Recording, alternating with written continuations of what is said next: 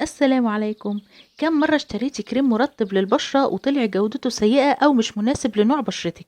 طب ما زي ما عملنا غسول للبشرة بمكونات كلها طبيعية قبل كده، تعالوا نرطبها ونعمل كريم مرطب يغذي ويفتح ويرطب البشرة في نفس الوقت. بس لو عجبك الفيديو اوعي تبخلي عليا باللايك. يلا نقول بسم الله ونصلي على الرسول. اللهم صل وسلم وبارك على سيدنا محمد وعلى آله وصحبه أجمعين. وأول مكون معانا هو الرز. الرز المصري بتاعنا ده هنحتاج معلقتين أو ربع كوباية. طب لو مش موجود الرز المصري ممكن نستخدم الرز البسمتي طويل الحبة، عادي جدا. أي نوع رز عندك استخدميه. نرجع بقى لنوع الرز بتاعنا اللي هو الرز المصري. هنغسل الرز كويس جدا، تقدري تاخديه تحت الحنفية كده في الحوض وتقعدي كده تغسلي فيه لحد لما المية بتاعته تروق خالص. واهم حاجة تصفيه من المية اللي هتغسليه فيها. مش عايزة اقولك بقى ايه هي فوائد الرز للبشرة. بيعالج جفاف البشرة وبيجدد خلايا الجلد وبيخلص البشرة من الخلايا الميتة. كمان بيحارب حب الشباب وبيفتح البشرة. وكمان هو مضاد أكسدة قوي لأنه بيحمي البشرة من الشوارد الحرة اللي بتسبب شيخوخة الجلد.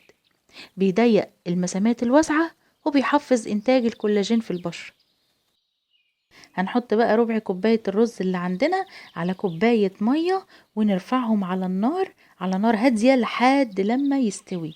اول لما يبتدي يغلي كده ابتدي هدي عليه النار، علشان انا مش عايزاه المية كلها تتبخر والرز يتلسع منك وما يكونش لسه استوى. لا، انا عايزاه يستوي في المية دي ويتبقى كمان شوية من المية دي علشان انا هستخدمهم بعد كده. شايفين كده الرز استوى تمام التمام بعد مرور حوالي تلت ساعة كده على نار هادية خالص. هنطفي عليه بقى ونشيله من على النار ونسيبه يبرد تماما علشان نقدر نستخدمه. بعد لما الرز بتاعنا برد هنبتدي بقى نستخدمه عادي. لو عندك هاند بلندر تقدري تطحنيه بالهاند بلندر، ولو ما عندكيش هاند بلندر استخدمي الخلاط اللي موجود عندك عادي خالص. هنطحنه بقى في الخلاط بتاعنا لحد لما نتأكد انه بقى بيوريه بقى مهروس خالص. تمام. هنبتدي بقى نصفيه في مصفى ضيقة علشان نتأكد ان كل اللي عندنا، كل الرز اللي عندنا ما فيهوش رزية سليمة. لو الخلاط بتاعك ضعيف شوية، ساعات الخلاطات كده لو ضعيفة بتسيب رزاية، نص رزاية، فرافيت رز كده مش مطحونة كويس. لكن انا هتأكد اني انا همرره من خلال المصفى دي علشان اتاكد انه كل اللي عندي او كل الرز اللي عندي يعني اتطحن تماما. سهله خالص ما فيهاش اي حاجه.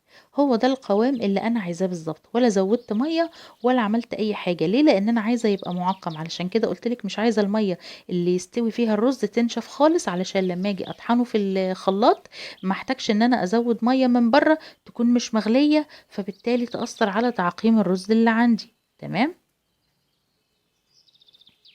هناخد منه بقى حوالي 3 او 4 معالق كده على حسب الكمية اللي انت عايزة تعمليها. الكمية معلقتين الرز دول هيعملوا معاكي حاجات كتير.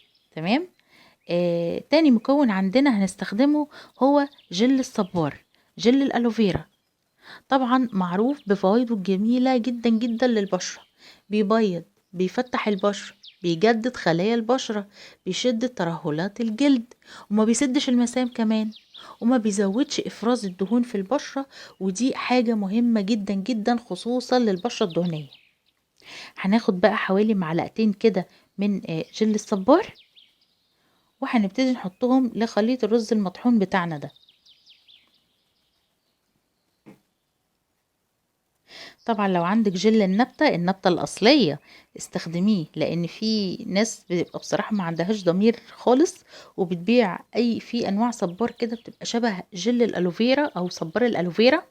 بيبيعوه على انه هو صبار الالوفيرا وهو مش صبار الالوفيرا خالص. ودي حصلت معايا قبل كده واتخميت فيه بصراحة، فعشان كده بقولك اشتريه من مصدر موثوق فيه.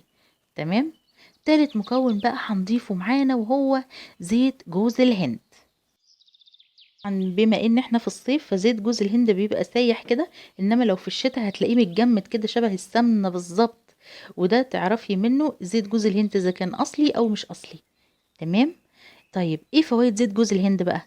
بيرطب البشرة، مضاد رائع للميكروبات، وبيخفف من التهابات البشرة. البشرة اللي بيبقى فيها حب شباب بيخفف الالتهابات بتاعتها، وده لانه بيحتوي على احماض دهنية بتساعد على تغذية البشرة، زي حمض اللينوليك.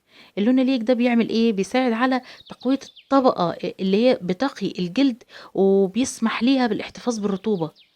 تمام. يعني زيت جوز الهند ده صيدلية لوحده، يعني انت لو هتستخدميه لحاله كده ممكن تستخدميه على البشرة. هنقلب بقى كل المكونات دي كلها، وهتلاحظي ان القوام تقيل كده وجميل وقوام كريمي يعني. انا بقى اخر حاجه هحطها اللي هي الليمون. بس انا هنا بقى عصرت نص ليمونه كبيره، لان انا بصراحه بعشق اي وصفه فيها ليمون، فبزود الليمون بزياده. فاللي حصل ان القوام هيخف مني شويه، فانت عشان القوام ما يخفش منك شويه قللي الليمون شويه عن اللي انا حطيته ده. تمام. يعني حطي ربع معلقه صغيره من الليمون، انا هنا حطيت معلقه صغيره من الليمون، لا انت حطي ربع معلقه صغيره. تمام. فوائد الليمون بقى، لو في حب شباب بيعالجه، بيقلل من ظهور التجاعيد، بيقلل من البقع الداكنة والتصبغات اللي بتكون موجودة على البشرة، وده لأنه بيحتوي على حمض الستريك، واللي له تأثير كبير جدا في علاج البشرة. يعني هنرطب ونغذي ونفتح بشرتنا في نفس الوقت بأقل التكاليف. هنجيب علبة بقى فاضية ونضيفة ومغسولة وجافة تماما من اي فيش ولا نقطة مية، وننزل بالكريم الجميل اللي احنا عملناه ده. هو دلوقتي مبقاش كريم لان انا زودت كمية الليمون بس، استني بس عليا شوية، انا هوريكي شكل الكريم بعد مرور اسبوعين من وجوده عندي، لان انا الفيديو ده مصوراه من اسبوعين ولكن ما نزلتوش الا لما جربته لمدة اسبوعين. هتلاقي القوام بتاعه تقل، ما تقلقيش. وبعدين بقى يعني انا اللي لاحظته كمان انه بيشيل التجاعيد الرفيعه دي، عارفين بيبقى فيه تجاعيد كده رفيعه حوالين العينين وحوالين البق كده، شالها خالص يعني بجد بامانه. ساحر كريم طبيعي للبشره، ساحر. يعني انا استخدمته بقالي دلوقتي اسبوعين في منتهى الجمال. فبعد لما نغسل بشرتنا بالغسول، انا هسيب لكم لينك الغسول الطبيعي اللي انا عملته في صندوق الوصف. بعد لما نغسل بقى البشرة بتاعتنا كويس قوي هنبتدي نرطبها، واهم حاجة الاستمرارية. كل يوم بالليل قبل ما تنامي هتحطيه على بشرتك، ايديكي، ركب، الكوع، اي حتة عايزة تفتحيها وتخليها ناعمة وجميلة، يبقى مفيش غير كريم الرز الجامد ده. احتفظي بيه في التلاجة، ما تسيبيهوش بره علشان يقعد معاكي اطول فترة ممكنة. وكمان لما تيجي اعملي كميات صغيرة صغيرة كده علشان تكفيكي مثلا اسبوعين او 3 بالكتير، وبقي اعملي كمية جديدة تكفيكي فترة تانية جديدة. لو وصلتي معايا لحد هنا وعجبك الفيديو ما تبخليش عليا باللايك، ونوريني بالاشتراك في القناة علشان يوصلك كل جديد. كومنت حلو منك، قولي لي ايه رأيك. شكرا للمشاهدة.